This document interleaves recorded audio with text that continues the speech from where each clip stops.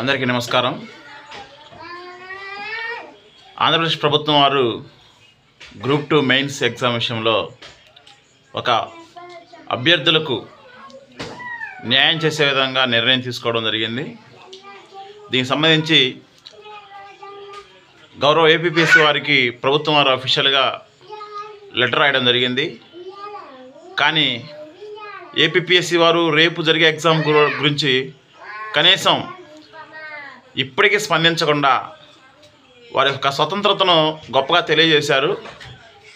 ఇబ్బంది లేదు మేడం గారు, మీరు చాలా గొప్పవారు, మీ గురించి మేము చాలా మంచిగా విన్నాము మేడం. అయితే ఇక్కడ ఏపీపీఎస్సీ చైర్మన్ గారికి నేను చెప్పేది ఏంటంటే, మీరు అవినీతి అసమర్థత కారణంగా ఏపీపీఎస్సీ అయినా యూపీఎస్సీ అయినా సభ్యులైనా చైర్మన్ అయినా తొలగించే అధికారం ఉంది రాష్ట్రపతి గారికి.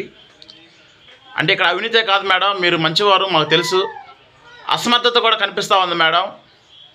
మీ గ్రూప్ 2 మెయిన్స్ విషయంలో, రోస్టర్ విషయంలో ఇంతకాలం జరుగుతున్న దీనిలో మీ అసమర్థత కూడా కనిపిస్తూ ఉంది. దయచేసి అంటే బహుశా ఏపీపీఎస్సీ ఏర్పడిన తర్వాత ఇంతవరకు ఎవరిని తొలగించలేదు. చరిత్రలో నిలిచిపోవాలని, మీ గురించి చదువుకోవాలని చెప్పి మీరు అనుకుంటున్నారేమో. అసమర్థత కూడా మనకు ఒక పాయింట్ ఉంది మేడం. అభ్యర్థులు కోరుతున్న తప్పులను సరిదిద్ది రోస్టర్ను సరిచేసి మెయిన్స్ నిర్వహించాలనే విషయం మీరు ఎందుకు పరిగణలోకి తీసుకోవట్లేదో మాకు అర్థం కావట్లేదు. దయచేసి మీరు మీ గొప్పతనం, మీ మంచితనం మాకు తెలుసు మేడం. దయచేసి అభ్యర్థులకు న్యాయం చేయండి. అభ్యర్థులు మీకు మేడం 20 రోజులు లేట్ అయినంత మాత్రాన ఇబ్బంది లేదు మేడం.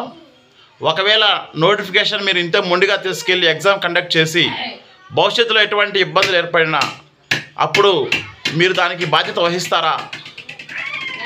ప్రభుత్వం వారు కూడా సానుకూలంగా స్పందించి అభ్యర్థులకు న్యాయం చేద్దాము, రేపు 11 తర్వాత ఏదో ఒక నిర్ణయం తీసుకుందామని అనుకుంటుంటే మీరు మాత్రం అదే విధంగా ఉండడం అనేటువంటిది చాలా తీవ్రమైన అంశంగా మేము పరిగణిస్తూ ఉన్నాం మేడం.